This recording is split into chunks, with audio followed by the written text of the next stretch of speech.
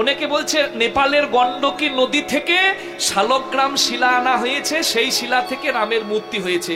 সেটা কিন্তু নয়।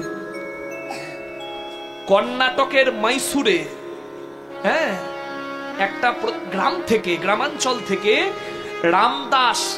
রামদাসকে একজন শূদ্র, তার মাটিতে, তার 2000 একর জমি আছে, তার মাটিতে জমি চাষের জন্য, উর্বর করার জন্য মাটি খনন করা হয়, একটা কৃষ্ণ শিলা উঠে, যাকে ইংরেজিতে বলছে ব্ল্যাক গ্রানাইট। হ্যাঁ, 2 বিলিয়ন যুগের আগের এত পুরানো পাথর, কালো গ্রানাইট, যেটাকে কৃষ্ণ শিলা বলা হয়। সেইটা এনে অরুণ যোগীরাজ তিনি মূর্তি বানিয়েছেন। আরো 3 জন বানিয়েছিল, অরুণ যোগীরাজ আরো 2 জন, কিন্তু অরুণ যোগীরাজেরটাই গর্ভগৃহে রাখা হবে, প্রাণ প্রতিষ্ঠায় সম্মান পাবে, কারণ সেটাই উত্তম হয়েছে বলে আমরা অরুণ যোগীরাজের নামটা বললাম। তিনি মূর্তিটা বানিয়েছেন, অপূর্ব সুন্দর রামলালা বানিয়েছেন, কালো মূর্তি। এবার অনেকে বলবেন কালো মূর্তি কেন? কারণ নবঘন শ্যাম যিনি তনু রামচন্দ্র, কন্দর্প অগণিত অনিত ছবি, নব নীল নীরদ সুন্দরম, পটপীঠ মান হুতরিত রুচি সুতি নৌমি জনক সুতামরম।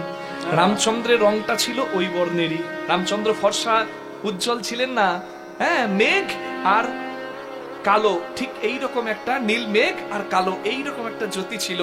ওই মূর্তি নির্মাণ করা হয়েছে কেন? একটা বিজ্ঞানসম্মত কারণ, একটা হচ্ছে আধ্যাত্মিক কারণ।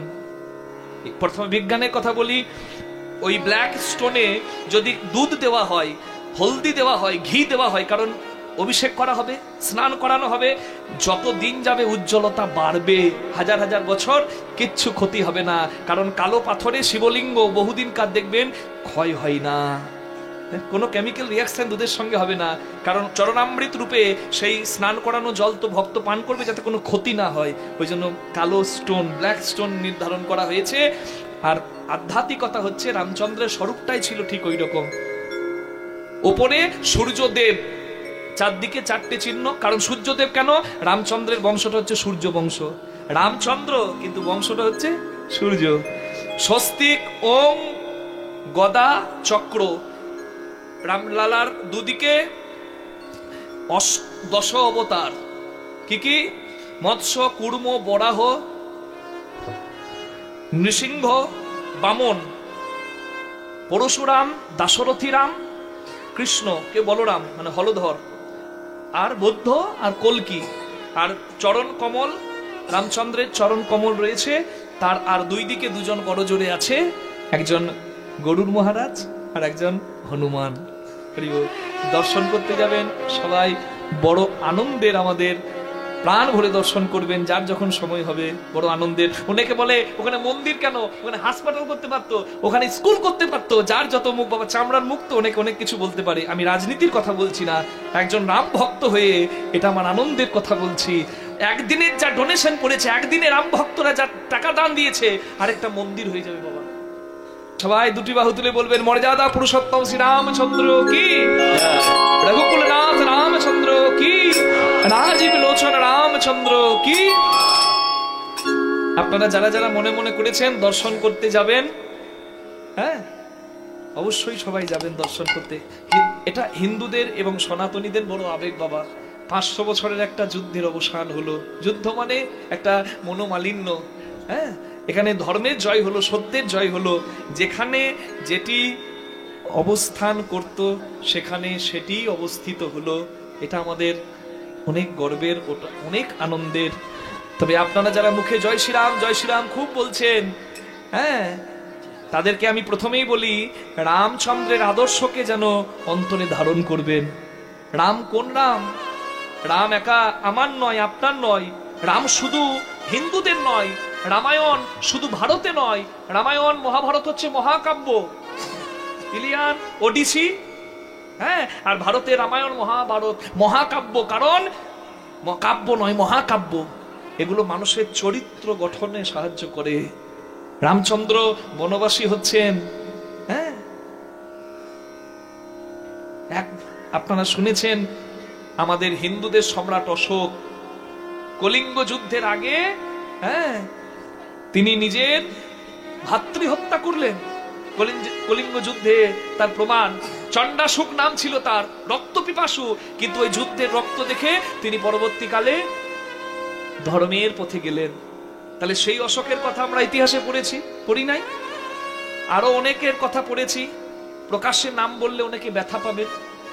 নিজের চার ভাইয়ের মধ্যে নিজের 3 ভাইকে হত্যা করে বাবাকে জেলে ভরে সিংহাসন দখল করেছে। রাজাদের নাম, সম্রাটদের নাম, বাদশাদের নাম আপনারা শোনেন নাই মা? সেটা আমাদের ইতিহাস পড়ানো হচ্ছে, আর তাদেরকে বলা হচ্ছে আলেকজান্ডার দ্য গ্রেট, কি মহান। কিন্তু তাদের চরিত্র যদি ঘেটে দেখেন আপনি মহান আদর্শ কিন্তু খুব একটা খুঁজে পাবেন না বাবা। তাদেরকে মহান বলে ইতিহাস আমাদেরকে শিক্ষা দিচ্ছে, কিন্তু যে রাম বাবার একটা সত্যকে, বাবার মান নষ্ট হবে বাবার একটা সত্যকে রাখার জন্য বলে, বাবা রাম আমি যদি পিতা হয়ে তোমাকে বলি বনবাসী হতে, তুমি কি যাবে? বলে পিতার কথা রাখা সন্তানের সব থেকে বড় ধর্ম, এটা আমার গর্বের বাবা, একদিন কেন আমি সারা জীবন বনে কাটাতে পারি। সেই রাম আমাদের দরকার, আমাদের সেই রাম দরকার। বনবাসী হয়ে রামচন্দ্র আছেন চিত্রকূট পর্বতে, দাদার কাছে গিয়েছে ভরত, দাদা রাম ছাড়া, মর্যাদা পুরুষোত্তম ছাড়া কি অযোধ্যা মানায়? তুমি ফিরে চলো, আমি নিতে এসেছি। ভাইকে বুকে জড়িয়ে ধরে বলেছেন, তোর মতো ভাই আমার আছে, এর থেকে বড় ধন আমার কি হতে পারে? ওই সিংহাসনের লোভ আমার নাই, এই রাম দরকার। সবরী মা এঠো ফল দিচ্ছে, লক্ষণ বলছে ছি, ও এঠো করে দিচ্ছে ওই বুড়ি, ও জানে না তুমি অযোধ্যার রাজকুমার। রামচন্দ্র বলছে, ভাই তুই দেখলি বদরি মানে কুলটা এঠো করে মা সবরী দিচ্ছে, কিন্তু কতটা প্রেম তার হৃদয়ে আছে তুই দেখলি না? এই দয়ালু, এই প্রেমের ঠাকুর রাম আমাদের দরকার। রাবণ উদ্ধার করে দিয়েছেন। রাবণ উদ্ধার করার পর রাবণ স্ত্রী মা মন্দোদরী মনে মনে ভাবলেন, দিগ্বিজয়ী আমার স্বামীকে উদ্ধার করছে একটা বনবাসী। কে সেই বনবাসী? তার কি আছে আমি একবার দেখে আসি। যুদ্ধ শেষ হয়ে গেছে, রক্ত দেখে রামচন্দ্র সমুদ্রের পাশে বসে সূর্য অস্ত যাওয়ার সময় বিলাপ করছেন, তিনি দুঃখ করছেন। এদিকে মা মন্দোদরী এসেছে রাম দেখতে, রাবণ স্ত্রী। মা মন্দোদরীর ছায়াটা দেখে রামচন্দ্র উঠে মা মন্দোদরীকে প্রণাম করে বলছেন, দেবী আপনি কেন এসেছেন? আপনার স্বামী অধর্ম করেছে বলে আমাকে ধর্মের পথে থেকে আপনার স্বামীকে মারতে হলো, আপনি আমায় ক্ষমা করুন, আমি আপনার মনে কষ্ট দিয়েছি। মা মন্দোদরী বললেন, আমি তোমাকে অভিশাপ দিতে আসি নাই, আমি তোমাকে দেখতে এসেছি যে আমার স্বামী যার ভয়ে দেবতারা কাঁপে, দিগ্বিজয়ী পণ্ডিত, আমার স্বামী ব্রাহ্মণ, তুমি ক্ষত্রিয়, আমার স্বামী আমার স্বামী লঙ্কেশ্বর রাজ সম্রাট, আর তুমি বনবাসী, তুমি রাজকুমার। আমার স্বামী পণ্ডিত, কবি, দাঁড়িয়ে দাঁড়িয়ে শাস্ত্র রচনা করে দিতে পারে, কবিতা বলতে পারে। তোমার একটা মাথা, আমার স্বামী দশানন, দশগ্রীব, 10টা মাথা। কিন্তু তোমার মধ্যে কি এমন আছে যে তুমি আমার স্বামীকে উদ্ধার করলে, তুমি আমার স্বামীকে জয় করলে? রামচন্দ্র বললেন, কি দেখলেন মা? বলে, আমি যা দেখলাম তাতে আমি শুধু তোমার জয় দেব, মর্যাদা পুরুষোত্তম তোমার জয় হোক। আমার স্বামী নিজের স্বার্থ সিদ্ধির জন্য পরের স্ত্রীকে চুরি করে আনতে পারে, আর তুমি পরের স্ত্রীর ছায়াটা দেখে উঠে দাঁড়িয়ে প্রণাম করতে পারো, তোমার জয় হবে না তো কার জয় হবে? নিতাই গৌর হরি হরি হরি। এই চরিত্রবান, এই মর্যাদা পুরুষোত্তম রাম আমাদের দরকার। ফিরে যখন এসেছে রামচন্দ্র নিজের সেই মাকে প্রণাম করছে যে মায়ের জন্য বনবাসী হলো, বিমাতা কইকেয়ী। যেন কোনোদিন আমার মাকে কেউ আঙুল না তোলে। বিষ আর দুধ 2 পাত্র রাখা, যে রাম যদি এসে আমায় মা বলে ডাকে আমি তাহলে এই ক্ষীরের ভাণ্ড রামের বদনে তুলে দেব, রাম যদি না ডাকে আমায় মা বলে আমি এই বিষ খেয়ে মরবো। কইকেয়ী অপেক্ষা করছে দরজাটা লাগিয়ে। রাম গেল কইকেয়ীর কাছে, ডাকলো মৃদু স্বরে, কোদণ্ডকধারী বনবিহারী মা। বলে, বাবা রাম, আমি সেই অভাগিনী মা যে বনবাসী করে তোকে আমি অযোধ্যাকে শ্মশান করেছি, তুই আমার কাছে কেন এলি বাবা? বলে, মা সবাই জানে যে আমি বনবাসী হয়েছি তোমার ইচ্ছা পূরণ করতে, তুমি পাঠিয়েছো, কিন্তু আমি তো তোমায় বলেছিলাম আগে, বলো তোমার মনে নাই যে মা হনুমান আদি ভক্ত সবরী মা গুহক ছন্ডাল নিষাদ রাজ আমার অপেক্ষায় কাঁদছে, আমায় যেতে হবে মা। তুমি পাঠিয়েছো আমাকে অযোধ্যার রাজকুমার করে, আর তোমার আশীর্বাদ মাথায় নিয়ে আমি মর্যাদা পুরুষোত্তম শ্রীরাম হয়ে এসেছি। তোমার আশীর্বাদ না থাকলে কি হতো মা? তুমি আমার প্রণাম নাও। ক্ষীরের পাত্র থেকে ক্ষীর তুলে দিলেন রামচন্দ্রের বদনে। সেই রাম আমাদের দরকার, এই রাম দরকার, যে রামের জীবনটা আদর্শ। অনেকে বলে নিজের বউকে যে পুড়িয়ে মারে সেই রামের আমার আদর্শ। আরে ওরা জানে না, মূর্খের দল। রামের থেকে সীতাকে বেশি কে চিনত? সীতার মর্ম রামের থেকে বেশি কে জানতো?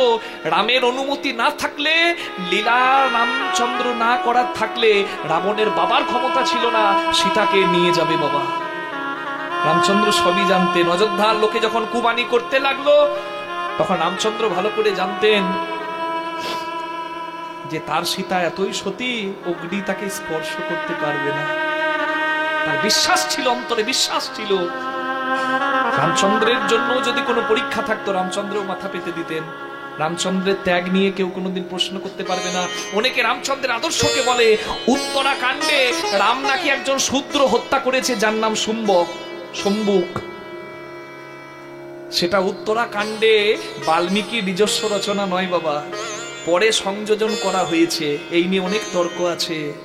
রামচন্দ্র মর্যাদা এত তুচ্ছ হতে পারে না একজন শূদ্রকে হত্যা করবেন, কারণ সেই যুগে শূদ্রের তপস্যা করার অধিকার ছিল না। সত্য যুগে ব্রাহ্মণের অধিকার ছিল, ত্রেতা যুগে ব্রাহ্মণের সঙ্গে ক্ষত্রিয়ের অধিকার ছিল। একজন শূদ্রের তপস্যা করার যোগ্য করার অধিকার ছিল না। কিন্তু শূদ্র সম্মুখ তপস্যা করছিল, রামচন্দ্র হত্যা করে। এটা আমরা অনেকে রামায়ণে পাই, কিন্তু সেই রামায়ণ বাল্মীকির মূল রামায়ণ নয়, সেটি সংযোজন করা হয়েছে। উত্তরাকাণ্ড নিয়ে অনেক দ্বিমত আছে।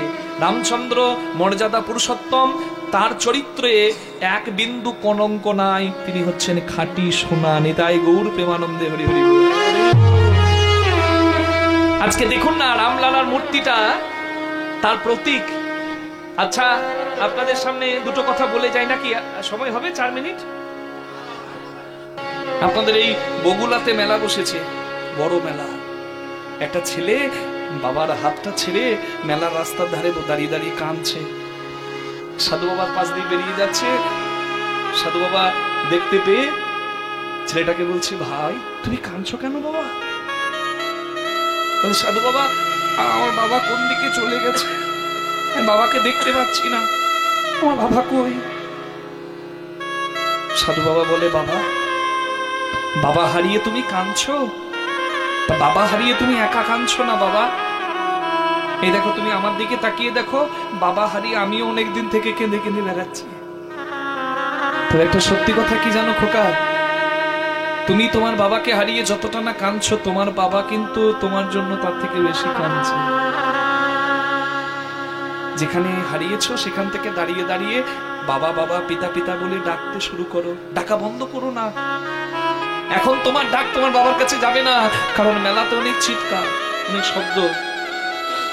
কিন্তু দেখবে রাত যখন বেড়ে যাবে, রাস্তায় একা তুমি দাঁড়িয়ে, আর কেউ নাই, মেলা গুটিয়ে যাবে।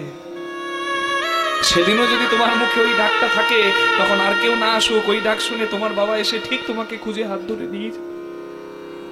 আমি যে মেলার কথা বলছি বাবা, সে মেলা আপনাদের বগুলার কোনো মেলা নয়। শুধু বগুলার মেলা নয়, সেটা হচ্ছে সংসারের সব মেলা। এটা হচ্ছে ভব মেলা।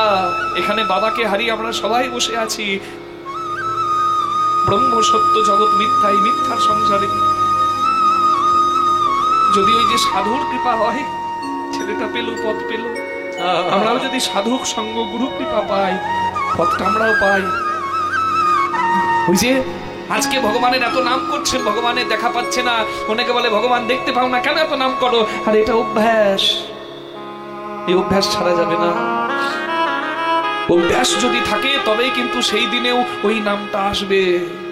অভ্যাস না থাকলে এই মায়ার সংসারে ছেড়ে যেতে, আপনজন ছেড়ে যাবার সময় কি ঠাকুরের কথা মনে পড়বে নাকি?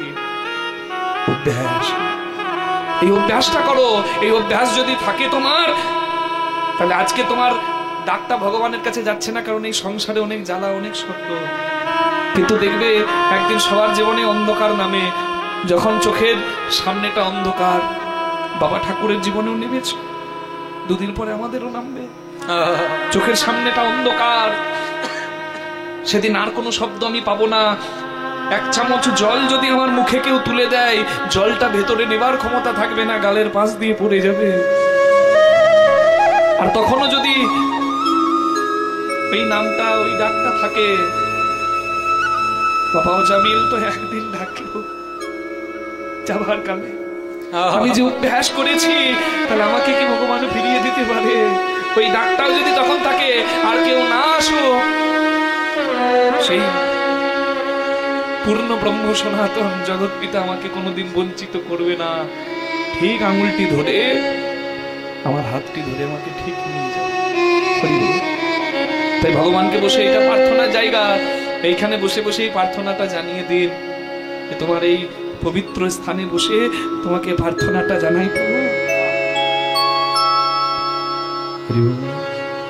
তুমি কৃপা করে সূর্য ওঠার আগে যেমন অন্ধকার দূর হয়ে যায়, তেমনি তোমার কৃপার আলোয় যেন আমার সমস্ত অজ্ঞান অন্ধকার দূর হয়ে যায়, আমি তোমার উপলব্ধি অনুভব করতে পারি। খুব সুন্দর কথা, আপনারাও জানেন, কিন্তু মর্ম কত সুন্দর দেখুন।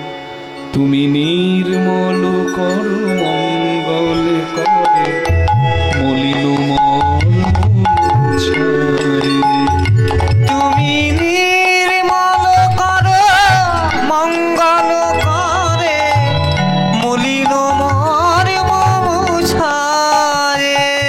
তব পুণ্য কিরণ দিয়ে যাও মোহ কালিমা ঘুচায়ে, মলিন মর্ম মুছায়ে।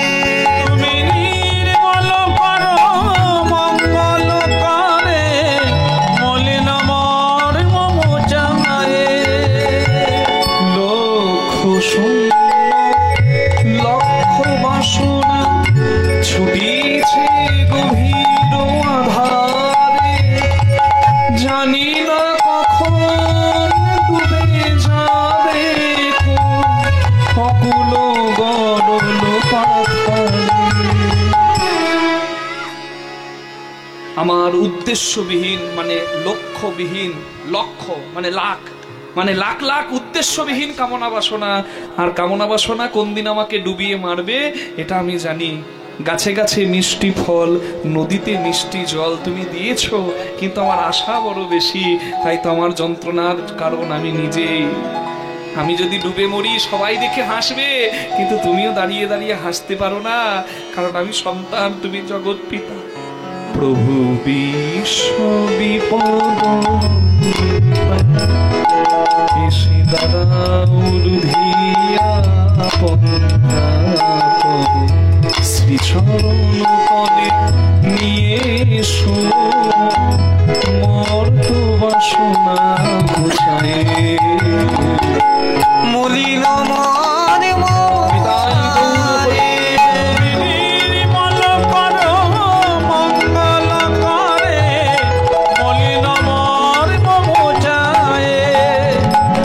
মলিন মর্ম মুছায়ে। আমি এখানে বসে ডাকতে বললাম কেন?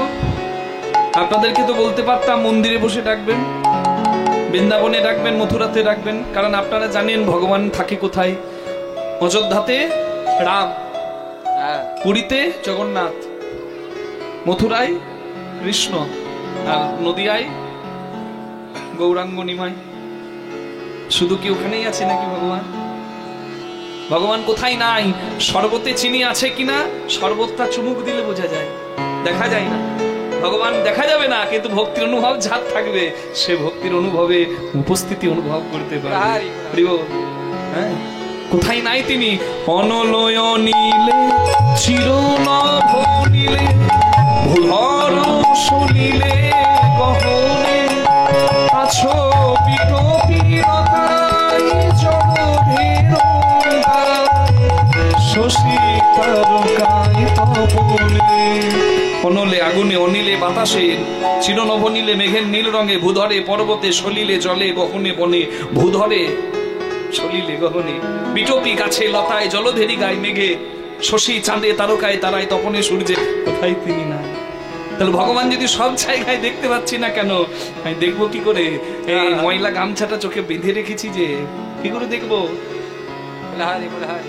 ভগবানের ভক্ত ভিক্ষা করতে যাচ্ছে, মা লক্ষ্মী বলছে বৈকুণ্ঠে নারায়ণকে, দাও না, তোমার নাম করে ভিক্ষা করতে যাচ্ছে, ওর অভাবটা দূর করে দাও, কে কিছু দিয়ে দাও না। বলে আমি দিলেও নেবে না। বলে তুমি বসে ধ্যান করো তো, আমি দেখছি। ভিখারি ভিক্ষা করতে যাচ্ছে, মা লক্ষ্মী এক বস্তা, লক্ষ্মী কি আর সোনার অভাব? এক বস্তা সোনা, এক বস্তা সোনা, হ্যাঁ, সোনার মুদ্রা, সোনার টুকরো রাস্তায় ফেলে দিয়েছে, যে রাস্তা দিয়ে যাবে আর ভিখারিটা সোনা দেখতে পেয়ে বাজারে বিক্রি করে ওর অভাবটা দূর হবে। ভিখারিটা যেতে যেতে মনে মনে ভাবছে, এতদিন ভিক্ষা করি, কোনোদিন পাই কোনোদিন পাই না, আজকে একটু কানা সেজে অন্ধ সেজে ভিক্ষা করে দেখি তো, যদি বেশি পাই। ময়লা গামছাটা চোখে বেঁধে রাস্তা দিয়ে যেতে যেতে যখন সোনাগুলো পায়ে লাগলো, রাস্তার পাথর মনে করে লাথি দিয়ে দিল। তা সরকার ভালো না, শুধু রাস্তায় পাথর পড়ে থাকে, রাস্তার হয় না। মা লক্ষ্মী মুখ নামিয়ে ফিরে এলো, ভগবান বললেন লক্ষ্মী দিয়েছো? বলে হ্যাঁ। নিল? বলে না। বলে নেবে না। আরে বাবা, যে ঘুমাচ্ছে তাকে ঠিলে জাগানো যাবে, যে জেগে জেগে ঘুমাচ্ছে তাকে জাগাবে কে? আমি নয়নে বসে আধারে মরি গো কাঁদিয়া, দেখি নাই কিছু, বুঝি নাই কিছু, দাও হে দেখাই বুঝাই। মলিন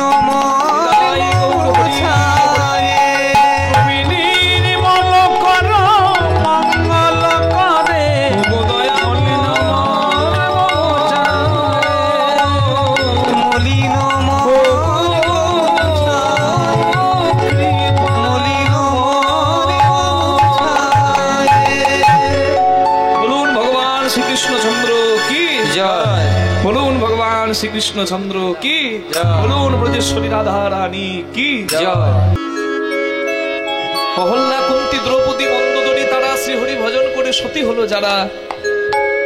আমরা পঞ্চসতীর নাম করি, আর বৃন্দাবনে অভাগিনী রাধারানী কৃষ্ণ ভালোবেসে যার নাম কৃষ্ণ কলঙ্কিনী।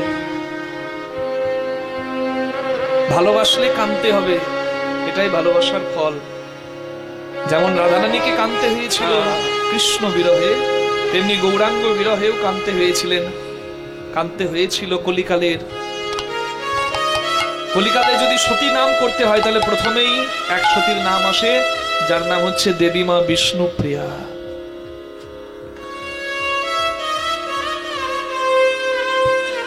গৌরাঙ্গ মহাপ্রভু চলে যাওয়ার পর দরজায় একটা পর্দা দিয়ে দিয়েছেন। এখনো যাবেন ধামেশ্বর গৌরাঙ্গ মন্দিরে, বিষ্ণুপ্রিয়ার বিরহটা একটু উপলব্ধি করতে পারবেন। এখনো গৌরাঙ্গ মহাপ্রভুর সেবিত চরণ সেখানে আছে, যেটি দেবী মা বিষ্ণুপ্রিয়া হৃদয়ে আঁকড়ে ধরে তার জীবনটা গৌরাঙ্গ স্মরণ করে হরি ভজন করে নিবেদন করে দিয়েছিলেন। স্বামী যদি চলে যায়, স্বামীর পথ পানে চেয়ে গৃহবধূ কতদিন থাকতে পারে বাবা? এখন তো সরকার লিগেলি আইন করে দিয়েছে, 7 বছর যদি স্বামী চলে গিয়ে আর না ফিরে আসে, আপনি কোন রকম ডিভোর্স ছাড়াই আরেকজনকে বরণ করে নিতে পারেন, স্ত্রী রূপে বা স্বামী রূপে। আইনত প্রমাণ। স্বামী চলে গেছে জগৎ উদ্ধারের তরে, হরিনাম প্রচারের তরে। বাল্যবধূ দেবী মা বিষ্ণুপ্রিয়া গৌরাঙ্গ হারিয়ে নিজের মন্দিরে একটা পর্দা দিয়ে দিলেন, যে আমার প্রাণনাথ যখন আমাকে ছেড়ে চলে গেছে, আর কোন পরপুরুষের বদলও আমি দেখব না। এই বিরহের তুল্য বিরহ হতে পারে? স্বামী চলে যাওয়ার 1 বছরের মধ্যে একজনকে বরণ করে দিচ্ছে, এই তো দিন। কিন্তু এই কলিকালেরই মেয়ে দেবী মা বিষ্ণুপ্রিয়া, দেবী মা। কোন বাবাজি মহন্ত যদি দেবী মায়ের সঙ্গে কথা বলতে আসতেন, দরজার ভেতর থেকে, পর্দার ভেতর থেকে কথা বলতেন। গৌরাঙ্গ মহাপ্রভু এসেছিলেন সন্ন্যাসী হওয়ার পরেও মায়ের সঙ্গে মিলন করতে শান্তিপুরে এসেছিলেন মায়ের কাছে। আমার নিমাই আসবে, আমি রন্ধন করে আমার নিমাইকে খাওয়াবো, কত স্বাদ করে কত যত্ন করে নিমাইকে খাওয়াবার অভিলাষ নিয়ে দেবী মা বিষ্ণুপ্রিয়ার শাশুড়ি মা, মানে আমার মহাপ্রভুর মা, তিনি গেলেন শান্তিপুরে। নিমাই আসবে, দেবী মা বিষ্ণুপ্রিয়াকে বললেন, প্রিয়া তুই যাবি না মা? দেবী মা বিষ্ণুপ্রিয়া বললেন, মা আমি যদি তার কাছে যাই, আমার থেকে আনন্দের, আমার থেকে সুখী আর কেউ হবে না। আমার থেকে আর কারোর সুখ বেশি হবে না। আমি যদি তার কাছে যাই, আমি সব থেকে সুখী হব, এটা আমার সব থেকে আনন্দের। কিন্তু তার কাছে আমি দাঁড়াবো, আমি তাকে দেখে আনন্দ পাবো, কিন্তু আমাকে দেখে তার যদি সংকল্প ভেঙে যায়, তাহলে আমি নিজেকে কোনোদিন ক্ষমা করতে পারবো না। মা চোখের দেখা নাই বা হলো, সে তো আমার হৃদয়ের ধন। তার চরণ পাদুকাকে তার স্বরূপ মনে করে এবং আমার হৃদয়ের ধনকে আমি আমার হৃদয়ে চিরদিন বসিয়ে রেখে দিয়েছি। আমি যাব না মা। কত বড় ত্যাগ! সেই দেবী মা বিষ্ণুপ্রিয়া একদিন গৌরাঙ্গ বিরহের জ্বালা সহ্য করতে না পেরে নিজ মন্দিরে বসে কাঁদছেন। তার প্রিয় সখী কাঞ্চনা এসে বলছে, প্রিয়া প্রিয়া তুই এমন করে কাঁদছিস কেন? বিষ্ণুপ্রিয়া দেবী বলে, কাঞ্চনা রে, যে মন্দিরে আমার গৌর নাই, যে মন্দিরে আমার প্রাণনাথ নাই, আমার মাঝে মাঝে মনে হয় যে আমি আমার এই মন্দিরটাকে সুরধনী গঙ্গার জলে ভাসিয়ে দিই।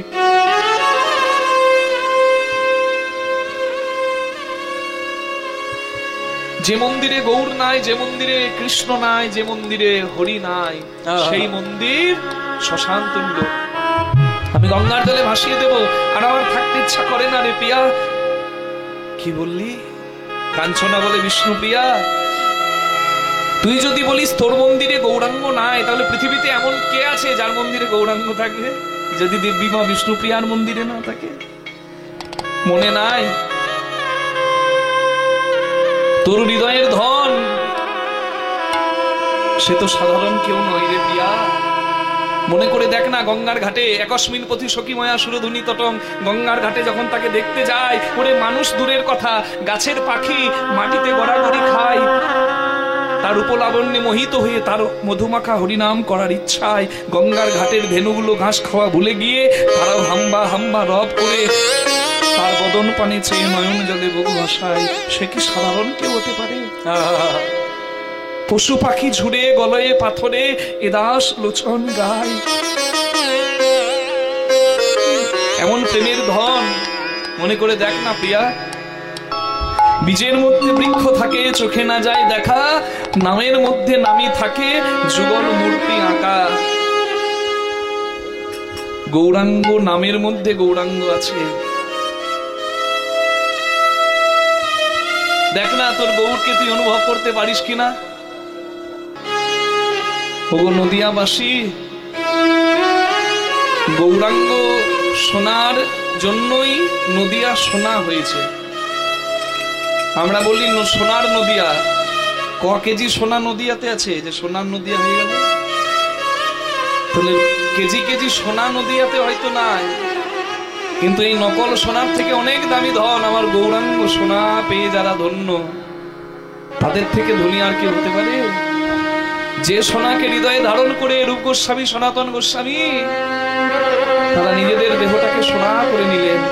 সেই সোনার থেকে দামি সোনা আর অন্য কিছু হতে পারে না। কেউ ভাবছিল রূপ সনাতন গোস্বামী মালদার নবাবের রাজত্বে দাবির খান সাকর মল্লিক নামে মুসলমান নবাবের দুজন হিন্দু মন্ত্রী, একজন প্রধানমন্ত্রী, একজন অর্থমন্ত্রী, মেন ডিপার্টমেন্ট, এত এত স্বর্ণ মুদ্রা ছিল, এত এত সোনার ভান্ডার ছিল, 7 পুরুষ কেন 14 পুরুষ খেয়ে যদি শেষ করবো মনে করতো, শেষ করতে পারতো না। কিন্তু গৌরাঙ্গ মহাপ্রভুর সঙ্গে যখন মিলন হলো, মালদা রামকেলি ধাম, রূপ সনাতন মিলন, কে আমি, কেন আমাতে যারে তাপত্রয়, ইহা নাহি জানি জীবের কইছে হিত হয়। আচ্ছা, এত কিছু থাকার পরেও কেন আমি অভাবে কাঁদছি, কেন আমার এত যন্ত্রণা? গৌরাঙ্গ মহাপ্রভু উত্তর দিলেন, তোমার যা আছে তুমি ভাবছো এটাই আসল ধন না, সনাতন। জীব নিত্য কৃষ্ণদাস যেই ভুলে গেল, মায়া পিশাচি এসে জীবের গলাতে সেই থেকে বাধা। কৃষ্ণ বৈমুখী জীব অনাদি,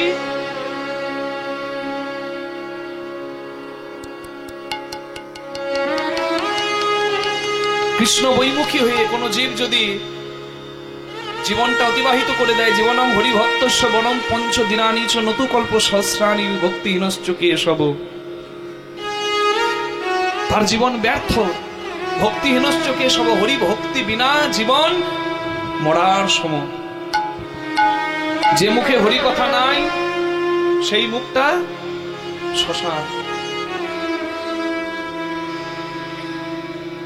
এই কথা যখন উপলব্ধি করলেন, সমস্ত কিছু বন্ধন ছিন্ন করে এক নিমেষে বৈরাগ্য কাকে বলে দেখিয়ে দিলেন। বড় ভাই ছোট ভাইয়ের সঙ্গে ঝগড়া হচ্ছে, ছোট ভাই বড় ভাইকে বলছে, দাদা আমাকে যদি কাজ করতে বলো আমি এই বৈরাগী হয়ে চলে যাবো, ঘর ছেড়ে চলে যাবো। দাদা চাষ করে আসে, বলে গরুগুলো বাইরে খোলা আছে, যা বেঁধে দে, আমাকে কাজ করতে বলো না, আমি বৈরাগী হয়ে চলে যাব। যা কিছু বলে সব সময় শুধু একটাই ভয় দেখায়, আমি বৈরাগী হয়ে চলে যাব। দাদা তো একদিন বলছে, ওরে বৈরাগী হওয়া কি এত সোজা রে? আমি কথা বললেই তুই শুধু বলিস বৈরাগী হয়ে চলে যাব। বৈরাগী হওয়া কাকে বলে তোকে দেখাচ্ছি, দেখ। একটা গামছা পরা ছিল, ওই গামছা পরা অবস্থায় ঘর থেকে যে বেরিয়ে গেল বড় দাদা, আর কোনোদিন ঘরের মুখ করলো না। এইটা হচ্ছে বৈরাগ্য। রূপ সনাতন গোস্বামী সমস্ত কিছু ছিন্ন করে বৃন্দাবনে গিয়ে ভিখারির মতো ব্রজবাসীর ধারে ধারে ভিক্ষা করে ভগবানের সেবা করে জীবনটা অতিবাহিত করলেন। গৌরাঙ্গ সোনাকে হৃদয়ে ধরে নিজের দেহটাকেও সোনা করে নিল।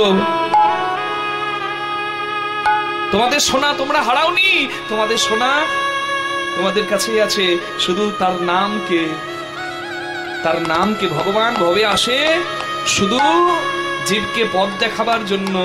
লীলা করেছেন রাম রূপে, কৃষ্ণ রূপে, চৈতন্য রূপে, তোমরা সেই পথকে অনুসরণ করো। কি শিখিয়েছেন গৌরাঙ্গ?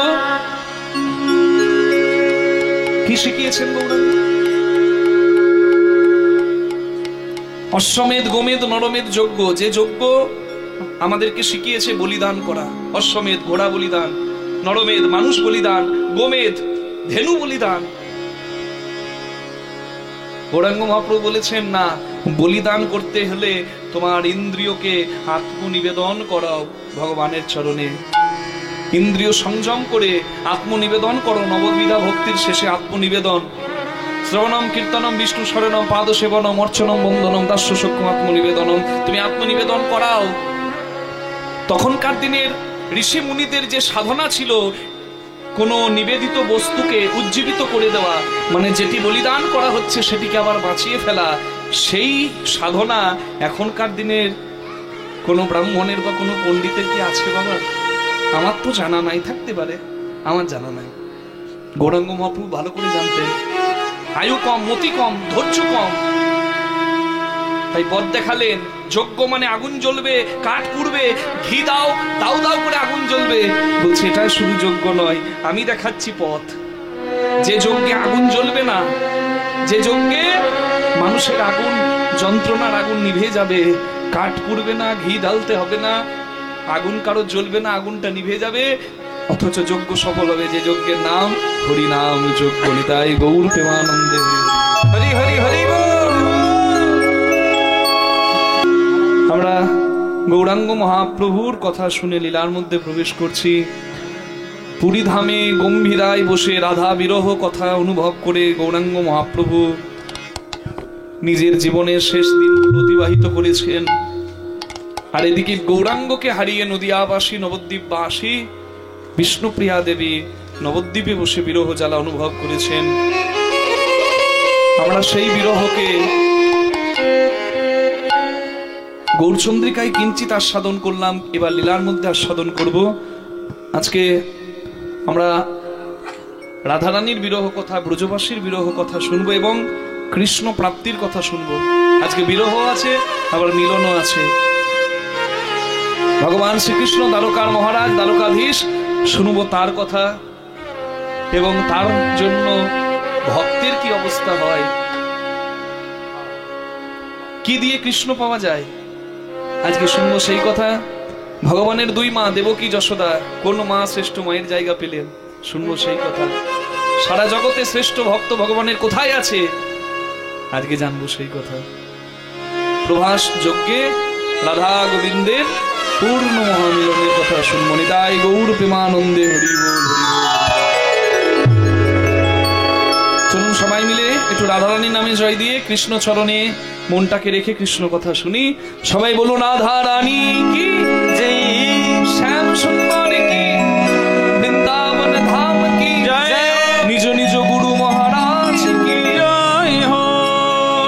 ভগবান শ্রীকৃষ্ণ কংস উদ্ধার করলেন মথুরায়। কংস উদ্ধার করার পর ভগবান আর এক বিপদে পড়লেন, সেটা হচ্ছে বিপদ বারণ মধুসূদনের আবার বিপদ কি, কিন্তু বিপদ কিন্তু ভগবানের এলো কি, কংসের শ্বশুর মশাই যার নাম জরাসন্ধ 17 বার মথুরাক্রমণ করলেন পরপর।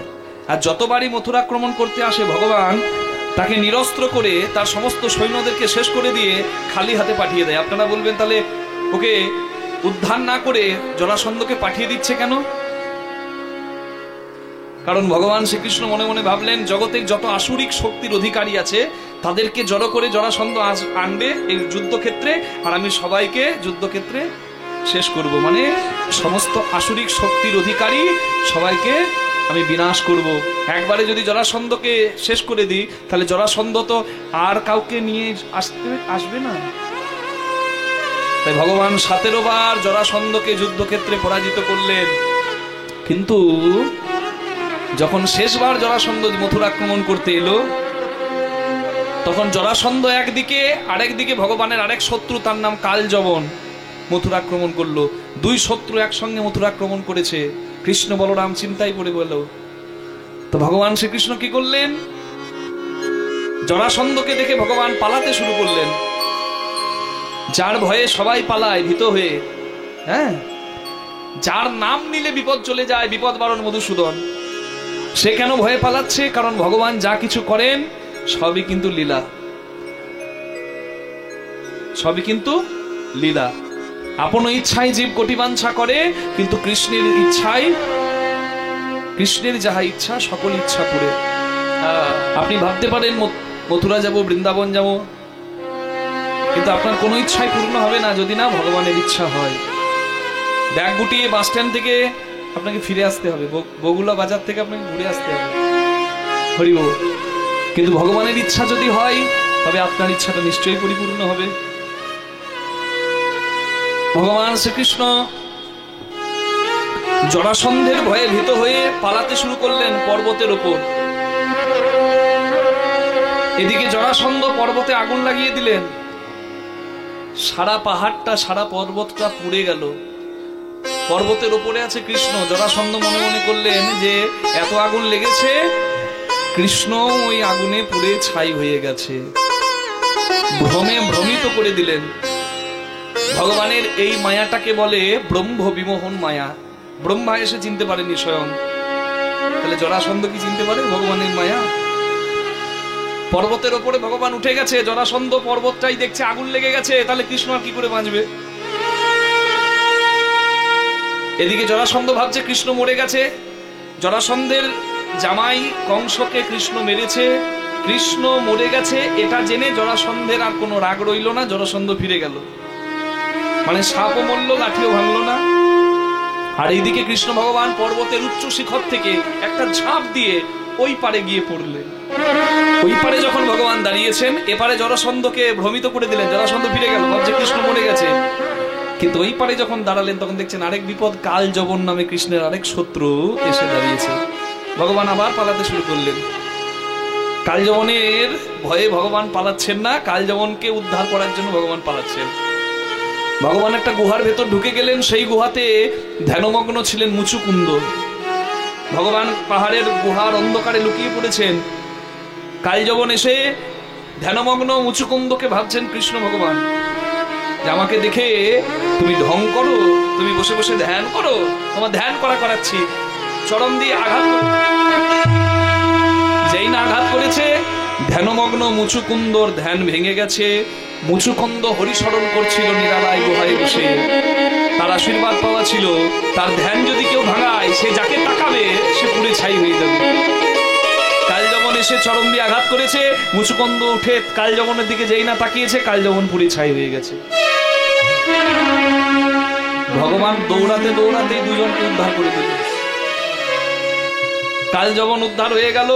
ভগবান শ্রীকৃষ্ণ প্রবসন পর্বত থেকে গেলেন সমুদ্রের কাছে, এক খণ্ড ভূমি ভিক্ষা চাইলেন সমুদ্রের কাছে। এখানে আপনারা বলতে পারেন ভগবান জগদীশ্বর হয়ে কেন সমুদ্রের কাছে ভিক্ষা চাইছেন? কারণ ভগবান তিনি আপনি আচরি ধর্ম জীবের শেখান, আপনি না করিলে ধর্ম শেখানো না যায়। আপনি আচরি ধর্ম তাই জীবের শেখায়। ভগবান আচরণ করে শিক্ষা দিচ্ছেন যে আমি ভগবান হয়ে যদি প্রকৃতিকে বড় করি, তাহলে তোমরা মানুষ হয়ে প্রকৃতিকে নিয়ে ছেলে খেলা করো না। গিরি গোবর্ধন পর্বত ধারণ করে ভাগবতে প্রমাণ, গিরি গোবর্ধন লীলায় ভগবান ইন্দ্র পূজা বন্ধ করে গোবর্ধন পূজা চালু করলেন। মানে এখানে বুঝিয়ে দিলেন ভগবান শ্রীকৃষ্ণ যে ঝড় বৃষ্টি প্রয়োজনে নদীতে জল, এগুলো আমরা পাই কিসের জন্য? বনস্পতির জন্য। খরার হাত থেকে বাঁচি, বৃক্ষ বাঁচাই। তাই পুজো করতে গেলে পাহাড়কে পূজা করো। হিমালয় আছে ভারতের মঙ্গল, গোবর্ধন আছে বৃন্দাবনের মঙ্গল। গোবর্ধনের পূজা আগে করো, তারপর ইন্দ্র পূজা পরে হবে। বনস্পতির পূজা করো। ভগবান প্রকৃতিকে সবসময় বড় করে দেখেছেন। আজকে যখন সমুদ্রের কাছে ভিক্ষা চাইছেন ভগবান, সমুদ্রকেও বড় করে দেখালেন। জগদীশ্বর ভগবান জগৎপতি, তিনি সমুদ্রের কাছে প্রকৃতির কাছে হাত ভিক্ষা চাইছেন। এখানে প্রকৃতিকে বড় করলেন আমাদের সকলের কাছে। সমুদ্র দিল এক খণ্ড ভূমি, এত নিরাপদ, চারিদিকে জল, ভেতরে ভূমি, যেটা এখন সমুদ্রের তলায় চলে গেছে। যে নগর বাবা যদুকুল ধ্বংস হওয়ার পর, সেই নগরের নাম দ্বারকাপুরী, যেটি বিশ্বকর্মা দ্বারা নির্মিত। নিতাই গৌর প্রেমান হরি হরি হরি। এটাই হলো দ্বারকা নগর নির্মাণের রহস্য। তো দ্বারকা নগরে, সেই দ্বারকায় ভগবান শ্রীকৃষ্ণ মনে মনে করলেন যে বারবার মথুরা আক্রমণ করেছে জরাসন্ধ। সে ভেবেছে আমি মরে গেছি, সে যদি জানতে পারে আমি বেঁচে আছি, আমার মথুরার আবার সর্বনাশ করবেন। তাই প্রজাদের মঙ্গলের জন্য ভগবান সুরক্ষিত রাজধানী নির্মাণ করলেন। মথুরায় কৃষ্ণ রাজা ছিলেন না, কৃষ্ণ ছিলেন রাজকার্যের অধীশ্বর। রাজা ছিল উগ্রসেন। উগ্রসেনের বয়স হয়েছে, তাই কৃষ্ণ রাজকার্য পরিচালনা করতেন।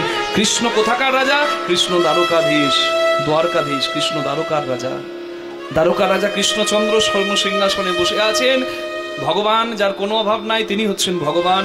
চাঁদের 16 কলা, মানুষের 50 কলা, দেবতার 55 কলা, দেবতা শ্রেষ্ঠ বিষ্ণু, বিষ্ণুর 60 কলা, আর ভগবান শ্রীকৃষ্ণ যিনি 64 কলার অধীশ্বর, যার কোনো কিছুর অভাব নাই। ঐশ্বর্য সমগ্রশ্চ বীর্য যশ মাধুর্য শ্রিয় জ্ঞান বৈরাগ্যশ্চৈব সন্ন্যাং ভগৈতিঙ্গনা।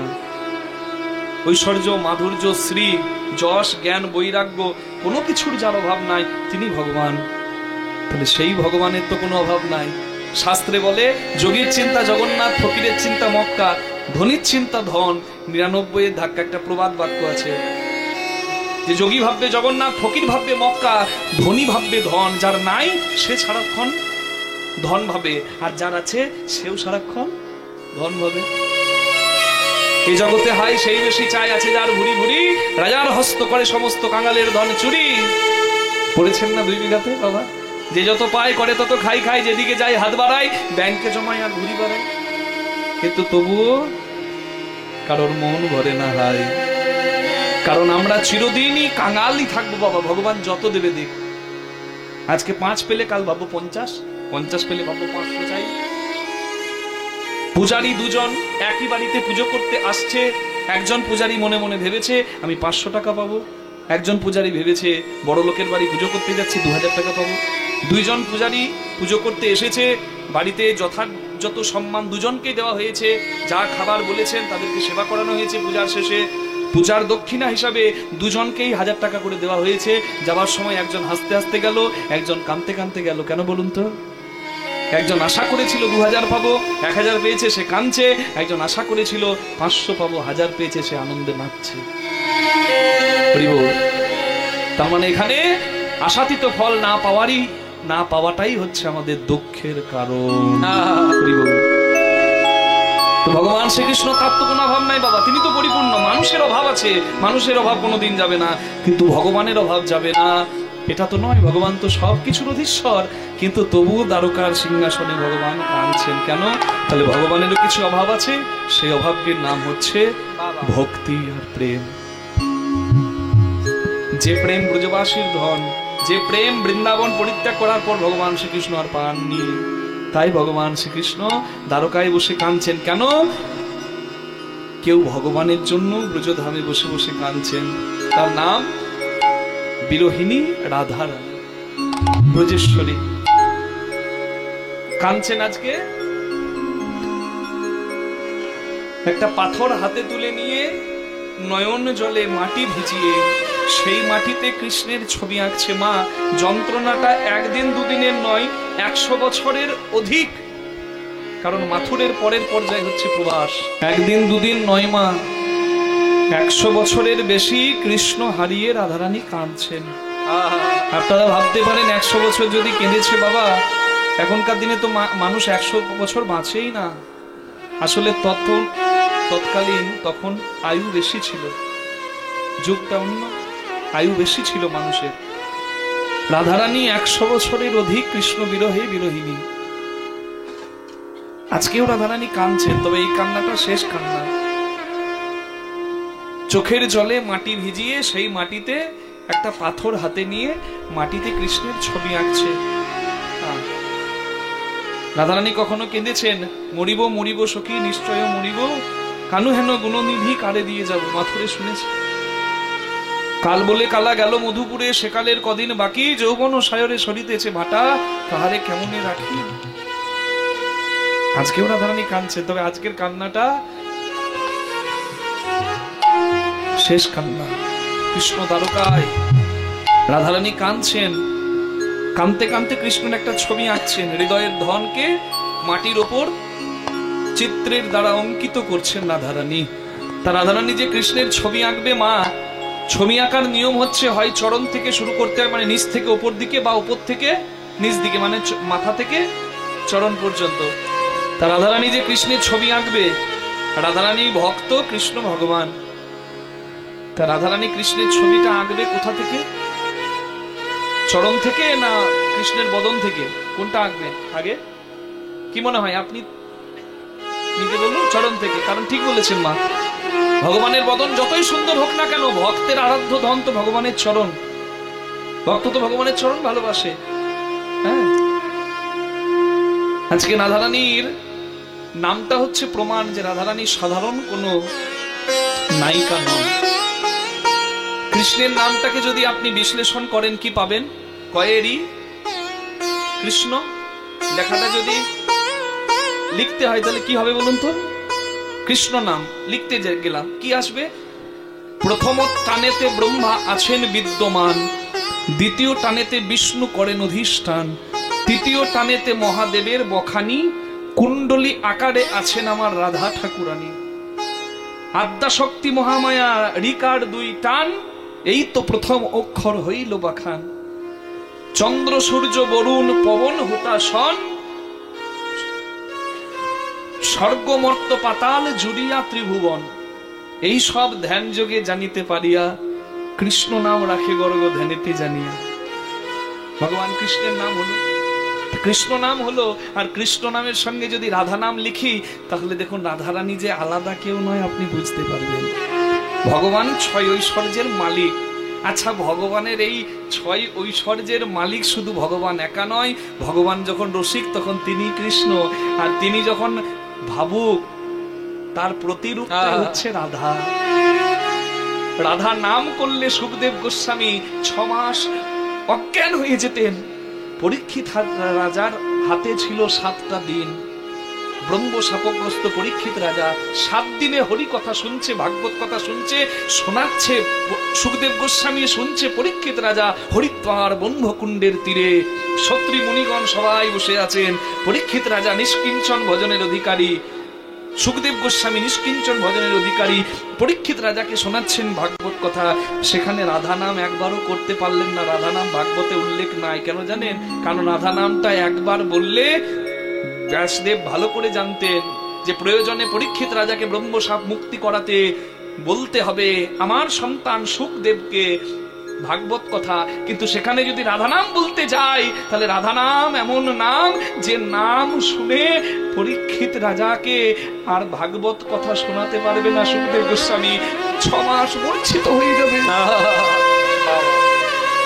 রাধা কোনো সাধারণ ঘর নয় বাবা, কোনো সাধারণ নায়িকা নয়। রাধারানীর নাম লিখতে গেলে একটা ব আরেকটা ব, এখানে আকার, এই বয়ের পরে আকার, ওই বয়ের পরে আকার, নিচে বিন্দু, প্রথম বয়ের নিচে বিন্দু, বটা র হলো, আর দ্বিতীয় বয়ের মাথায় বিন্দু, বটা ধ হয়ে গেল। তাহলে নামটা কি হবে? ভগবান যে স্বর ঐশ্বর্যের মালিক, সেটিও যার মধ্যে পরিপূর্ণ শেখে। হ্যাঁ, স্বর ঐশ্বর্য 6 স্থানে, 3 স্বর ঐশ্বর্য 6 স্থানে আছে বিদ্যমান। ঊর্ধ্ব অধ বিন্দু দিয়ে তাহে করিল শক্তি দান। ভগবানের শক্তি তো রাধা। আকার 2 দিয়ে পুরুষ প্রকৃতি যেখানে হইল আধা আধা, বিচারিয়া গর্গমুনি নাম রাখিলেন রাধা। তাহলে রাধার কৃষ্ণ এ আলাদা কিছু নয়, এ তত্ত্ব হলো জীবাত্মা পরমাত্মা তত্ত্ব বাবা। রাধা হলো ভক্ত, কৃষ্ণ হলো ভগবান। আর যে বৃন্দাবনের কথা আমরা আপনাদেরকে তুলে ধরছি, সেই বৃন্দাবন উত্তর প্রদেশের লীলাভূমি। ভগবানের বৃন্দাবন শুধু নয়। বৃন্দাবন কোনটা? যেখানে বসে হরি কথা শুনছেন সেটা বৃন্দাবন নয়। আপনারা বৃন্দাবনের কথা শুনছেন, জানেন কি বলা আছেন? বৃন্দাবনং পরিত্যাজ্যং পাদ মেকং ন গচ্ছামি। ভগবান বলছেন আমি বৃন্দাবন ছেড়ে যাই না। আপনারা বলবেন তো মাথুর লীলা হয়েছে, কৃষ্ণ মথুরায় গেছে। আসলে ভগবান যে বৃন্দাবন ছেড়ে যায় না, সে বৃন্দাবনটা উত্তরপ্রদেশের বৃন্দাবন নয়। সে বৃন্দাবন কোন বৃন্দাবন? প্রবত্ত দেহের সাধন করিলে কোন সে মরণ হবে, কোন রকম যাজন করিলে কোন বৃন্দাবনে যাবে। নব বৃন্দাবনের নব নাম হয়, সকানন্দ হয়। কোন বৃন্দাবনে ঈশ্বর মানুষ মিলিত হইয়া রয়। বৃন্দাবন কোথায়? যেখানে মানুষ ঈশ্বর এক জায়গায় মিলিত হয়, পরমাত্মা থাকে আমাদের যে হৃদয়ে, এই বৃন্দাবনে, অর্থাৎ আমার দেহ বৃন্দাবন। এটা হচ্ছে আসল বৃন্দাবন, খাঁটি বৃন্দাবন। কোন বৃন্দাবনে বিরজা বিলাসে তরুলতাচারী ভিতে, কোন বৃন্দাবনে কিশোর কিশোরী শিরূপ মঞ্জুরি সাথে, কোন বৃন্দাবনে রস উপজয়। গুরু কৃপায় রস উপজয়, তত্ত্ব জেনে রস উপজয়। সবাই রস মর্ম বুঝে না। কোন কৃপায়, কোন বৃন্দাবনে রস উপজয়, সুধার জন্ম হয়। কোন বৃন্দাবনে বিকশিত পদ্ম ভ্রমর বসেছে তাই। এ যে গোপনের ধন না হইবে কথন, বেরসিক জনের সাথে বেরসিক জনের সনে। দয়াল গুরু কৃপায় উপাসনা ভেদ যাহার হয়েছে, সেই সে মরম জানে। চণ্ডীদাস কয় না জানি তত্ত্ব, কেমনে হইবে পার। উত্তম কুলে জন্ম লয়েছ, কেন তোমাদের নিচু ব্যবহার। যিনি এই তত্ত্ব লিখেছেন তিনি হচ্ছেন চণ্ডীদাস ঠাকুর বাবা। যে চণ্ডীদাস ঠাকুর 12 বছর একটা পুকুরে ছিপ ফেলেছে মাছ ধরবে বলে। আর ওই পুকুরের এক পাশে রামী রজকিনী, হ্যাঁ, প্রত্যেক দিন আসতেন। ধোপানি তো, সেও আসত অপূর্ব রূপের ডালা নিয়ে। অপূর্ব সুন্দরী ছিল রামী। রামী নামের একটা মেয়ে। হ্যাঁ, তার ঘরের লোক বলেছে, রামী তোর যা রূপ মা, হ্যাঁ, তোর যা চেহারা, সর্বনাশ হয়ে যাবে কোনোদিন। কেউ কথা বললে যেন কথা বলতে যাস না মা। কোনো পুরুষ মানুষ কথা বললে কথা বলবি না। তবে একজন আছে যার নাম চণ্ডী ঠাকুর। সে যদি কোনোদিন কথা বলে তুই যেন মুখ ফিরিয়ে চলে আসিস না। তা 12 বছর থেকে প্রত্যেক দিন ছিপ ফেলে, আর আমি দাঁড়িয়ে দাঁড়িয়ে দেখে দূর থেকে। 12 বছর মানে 1 যুগ পেরিয়ে গেল। একদিন এসে বলছে, ঠাকুর 12 বছর থেকে দেখছি তুমি প্রত্যেক দিন ছিপ ফেলে মাছ ধরার চেষ্টা করছো, মাছ কি কোনোদিন পেয়েছো? বলে 12 বছর থেকে চেষ্টা করেছি, এই এক্ষুনি একটু ঠোকর দিল। এটা হচ্ছে প্রেম। ধৈর্যতে মাধুর্য, যার ধৈর্য নাই তার তো মাধুর্য নাই বাবা। রাধারানীর প্রেম উচ্চ স্তরের, অনুভব করতে গেলে রসিক হতে হবে, নাহলে রসের মর্ম কেউ বুঝবে না। মা একটু কৃপা করে শুনুন, এই পদ এক একটা ফুলের মালা যেটা গোবিন্দ চরণে আমরা অর্পণ করতে পারি, আর আমার মনে হয় না কোনো মন্ত্র লাগবে। রাধারানী ছবি আঁকছেন ভগবানের, চোখের জলে মাটি ভিজিয়ে, মাটিতে পাথর দিয়ে কৃষ্ণের মূর্তি অঙ্কন করে। তবে চরণ আঁকলেন না, বদন আঁকলেন না, এই মাঝখান থেকে আঁকা শুরু করেছে। আঁকিয়া সে পুটি রাই পরাইল ঘটি, কত না যতন করি গনি আমার আঁকিয়া সে কোটি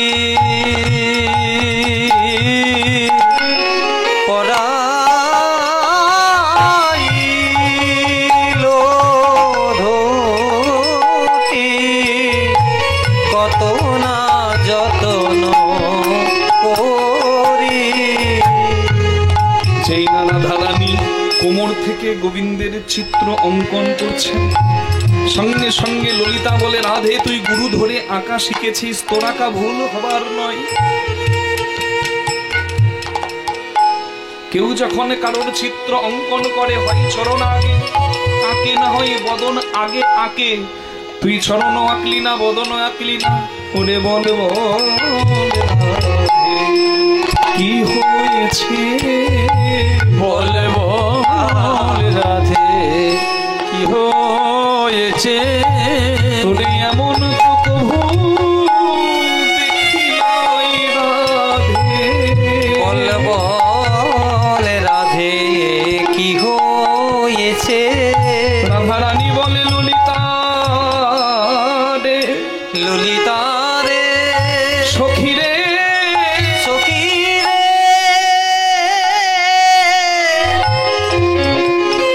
আমি আঁকবো ভেবেছিলাম আমার বধুর রাতুল ছড়া, কিন্তু পরক্ষণে ভাবলাম গোবিন্দের চরণে ছিল বলেই আমাকে ছেড়ে গেছে। আমার স্বামীর যদি চরণ না থাকতো, শ্যাম তো কোনোদিন আমায় ছেড়ে যেত না। আমি চিত্রপট অঙ্কন করছি মৃত্তিকার উপর, আমি যদি তাতে প্রথমেই চরণে দিয়ে দিই, আর চরণে পেয়ে যদি আমার কৃষ্ণ এখান থেকেও চলে যায়, আমি কি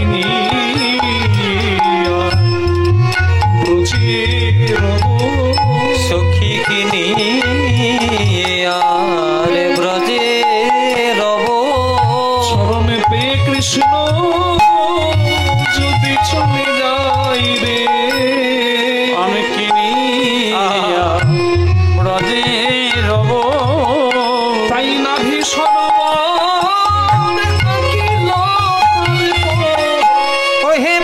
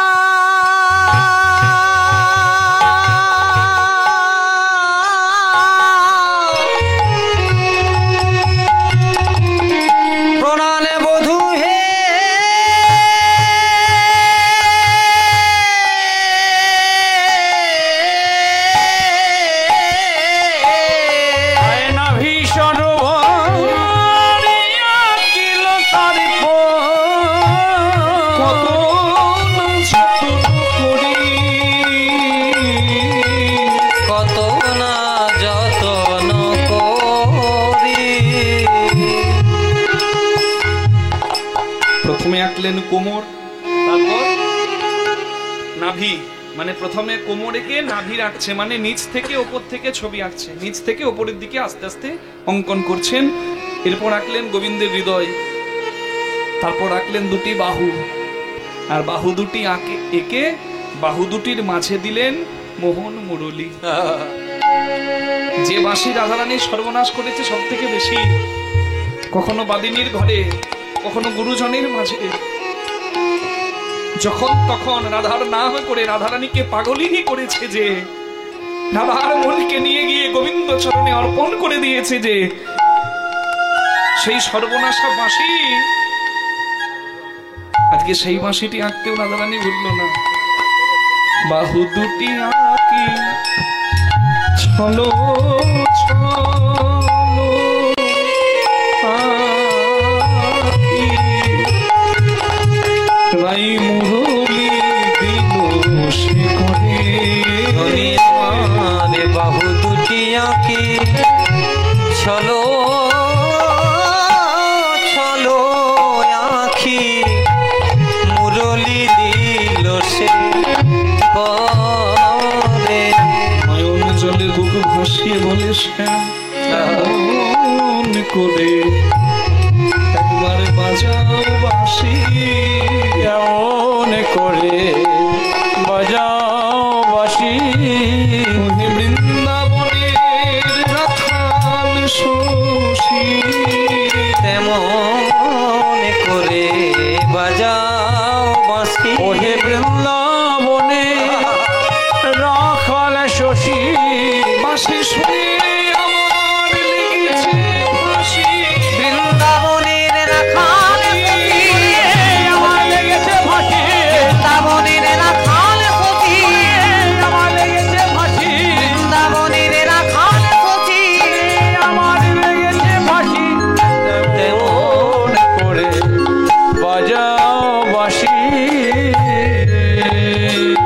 এবার কম্বু কণ্ঠ কিবা অপরূপ শোভা, আরে কিবা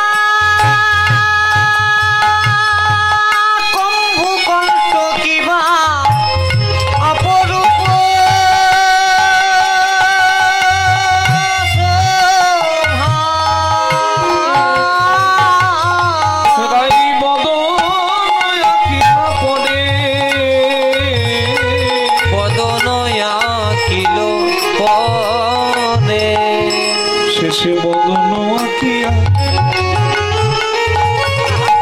মুখে মুখ দিয়া আর শুনে কবিতা।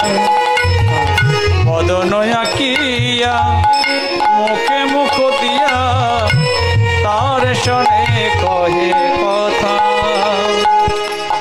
আপনাদের এই গ্রামের একটা ছেলে একটা মেয়েকে খুব ভালোবাসে, সত্যিকারের ভালোবাসা, আর 5টা এখনকার দিনের ভালোবাসার কথা বলিনি মা, সত্যিকারের ভালোবাসে। ছেলেটা কর্মক্ষেত্রে কলকাতা চলে গেল, বছরের পর বছর পেরিয়ে গেল, অনেক দিন পেরিয়ে গেল, বহু বছর পেরিয়ে গেল। ছেলেটা কাজে এত ব্যস্ত হয়ে গেছে মেয়েটার কথা মনে রাখে না সেভাবে। ছেলেটা কলকাতায় পার্টি পলিটিক্স করে কলকাতার মন্ত্রী হয়ে গেছে, এমপি।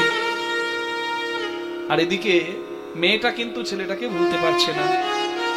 আর বাড়ির লোকে বলেছে বিয়ে করে নে, মেয়ে মানুষ, বয়স বাড়ছে দিনে দিন। মেয়েটা কিন্তু ভুলতে পারছে না। এবার মেয়েটা বহু বছর পর কলকাতায় গিয়ে যদি সেই ছেলেটাকে দেখতে পায়, ছেলেটাকে যদি একবার দেখে বলে, কি গো কলকাতার মিনিস্টার কেমন আছো, তাহলে বলুন তো মা, এই ডাকটা ভালোবাসার ডাক হলো নাকি অভিমানের ডাক হলো? এটা কিন্তু অভিমানের ডাক। কারণ ভালোবাসার ডাক এটা হতে পারে না, কি গো, হ্যাঁ, যার নাম ধরে ডাকলেই হতো তাকে কলকাতার এমপি বলতে হচ্ছে কেন? বড় অভিমানে, বড় কষ্টে, বড় যন্ত্রণায়। বধূ বললেই যার নাম রাধারানী জগৎকে বুঝিয়ে দেয়। আজকে ছবি আঁকার পর শেষে গোবিন্দের বদন পানে চেয়ে বলে, তুমি কেমন আছো? রাধারানী বুঝিয়ে দিচ্ছেন তার যন্ত্রণার কথা। আমি জানি ভীষ্মক রাজার কন্যা রুক্মিণী তোমার স্ত্রী, সত্যবান রাজার কন্যা সত্যবতী তোমার স্ত্রী, জাম্বমান কন্যা জাম্ববতী তোমার স্ত্রী, হাজার হাজার দাস দাসী তোমার নিত্য চরণ সেবা করার জন্য বসে থাকে। কত রাজা ধীরাজ তোমার একবার দর্শনের জন্য লালায়িত। দাস দাসীদের গলায় এত রত্নের মালা তোমার থাকে, কত কত রানীর থাকে না। তুমি বড় সুখে আছো, বড় আনন্দে আছো। তোমার সুখে আমিও সুখী প্রাণনাথ, কারণ নাত্রেন্দ্র প্রতিবাঞ্ছা কবু নয় গোপিকার। কৃষ্ণ অঙ্গে সুখ দিতে গোপীদের সঙ্গমার বিহার।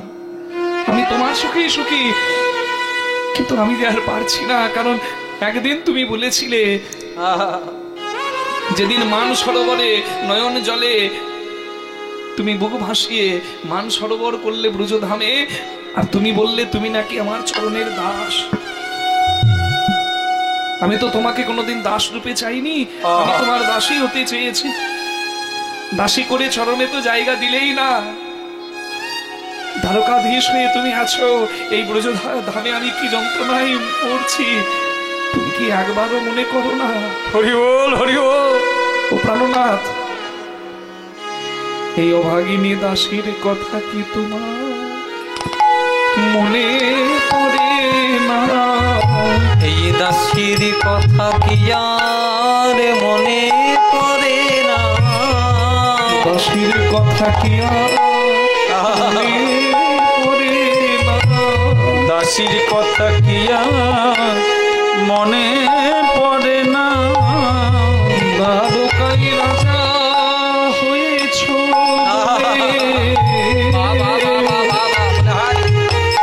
তোমার এই দাসীর কথা কি আর মনে পড়ে না? দ্বারকায় রাজা